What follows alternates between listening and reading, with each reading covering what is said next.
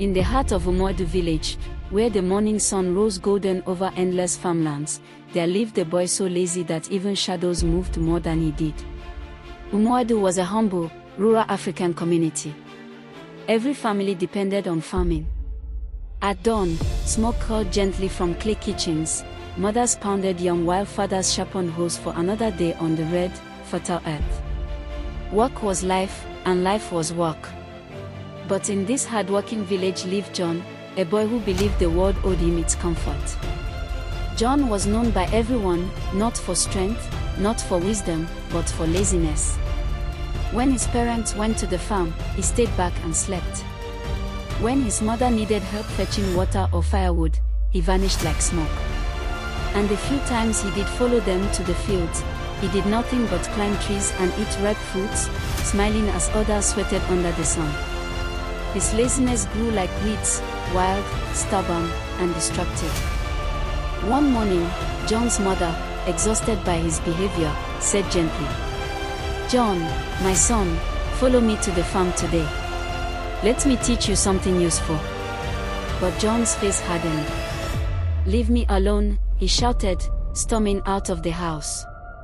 He walked down the dusty path, anger boiling in his chest, until his stomach growled loudly. He had skipped breakfast. He was hungry, very hungry. As he walked, he spotted two fat chickens roaming freely near a compound. His eyes lit up. "Just one," he whispered to himself. "Just one to satisfy my stomach." He chased them. Dust rose.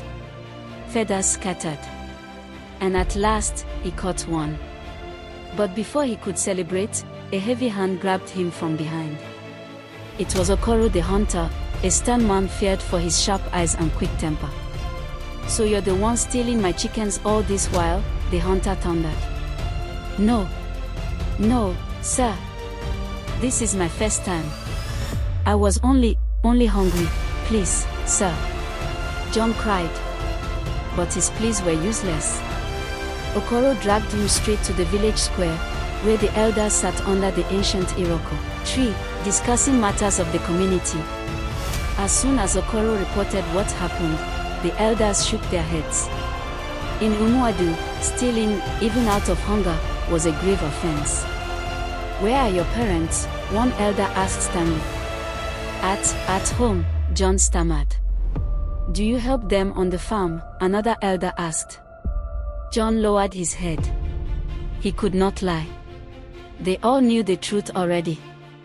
The eldest among them stood up slowly, leaning on his carved walking stick. "Lazy boy," he said, "you refuse to work, yet you want to eat from the sweat of others. You will be punished today, so you remember this moment for the rest of your life." John was tied and flogged, not brutally, but firmly enough for him to understand the consequences of disobedience and laziness. Through tears, he whispered, "I'm sorry. I will change. I promise." The elders untied him and gave their final warning. "If ever again we hear that you refuse to follow your parents to the farm or disobey their instructions, we will deal with you severely. Let today be your lesson." From that day, John changed completely. He followed his parents to the farm before sunrise. He fetched water before his mother asked. He learned to plant, weed, harvest, and work with joy. Slowly, he became one of the most hardworking boys in the entire village. The same elders who once punished him now nodded proudly whenever they saw him. Laziness today becomes shame tomorrow. Those who refuse to work will one day suffer. But discipline, obedience, and hard work can turn even the worst beginning into a bright future. Or, in the words of the elders, "He who eats must work, he who does not work must not expect to eat." Thank you so much for watching. Don't forget to subscribe to the channel, like, share, and drop a comment. And make sure you hit the notification bell so you always be the first to know when a new tale drops. See you in the next video. Bye.